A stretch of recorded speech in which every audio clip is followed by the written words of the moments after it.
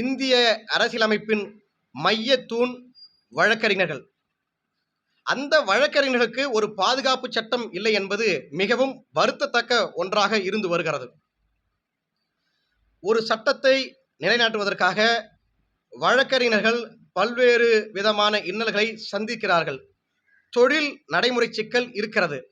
மிக எளிதில் வழக்கறிஞர்கள் எதிரிகளை சம்பாதிக்கக்கூடிய சூழல் இருக்கிறது. ஒருத்தவங்களை நாங்க ஆதரிச்சா ஒருத்தவங்களை நாங்க எதிர்க்கக்கூடிய ஒரு பொருளாக மாறிவிடுகிறது. வழக்கறிஞர் தொழில் இன்னைக்கு சிக்கலாக இருக்கிறது. இந்த சூழலில் வழக்கறிஞர்கள் பாதுகாப்பு சட்டம் என்பது மிகவும் அவசியம். நீங்க வழக்கறிஞர் இல்லாம நீதிமன்றத்தில் இருக்கக்கூடிய வழக்குகளை எப்படி முடிக்க முடியும்? பொதுமக்களுக்கு எப்படி சேவை கிடைக்கும்? அப்ப இந்த சேவையை செய்யக்கூடிய ஒரு வழக்கறிஞருக்கு பாதுகாப்பு சட்டம் இல்லை என்பது எவ்வளவு பெரிய வெட்கக்கேடு. எல்லாருக்கும் பாதுகாப்பு சட்டம் இருக்குது. வழக்கறிஞர்களுக்கு பாதுகாப்பு சட்டம் கொடுங்க.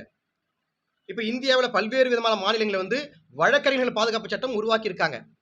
இதனை முன்மாதிரியாக கொண்டு மாண்புமிகு சமூக நீதி தமிழ்நாடு அரசு உடனடியாக வழக்கறிஞர்களுக்கு பாதுகாப்பு சட்டத்தை உருவாக்கி தர வேண்டும்.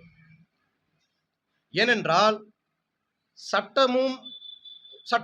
சட்டம் சார்ந்த அந்த ஒரு சுயேட்சையை பாதுகாக்கக்கூடிய முக்கிய பங்கு வகிக்கக்கூடியவர்கள் வழக்கறிஞர்கள். இன்னைக்கு வழக்கறிஞர் தொழில் செய்யறதுக்கு அச்சமா இருக்குது, பயமா இருக்குது.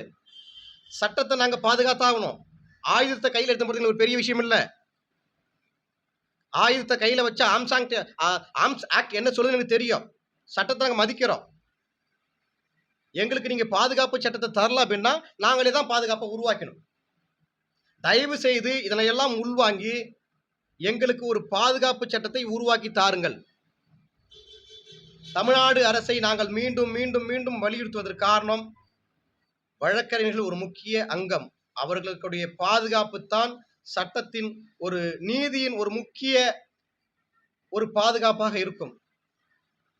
இந்த பாதுகாப்பு தான் அந்த பாதுகாப்பை காக்கும் என்பதில் எந்த மாற்று கருத்தும் இல்லை.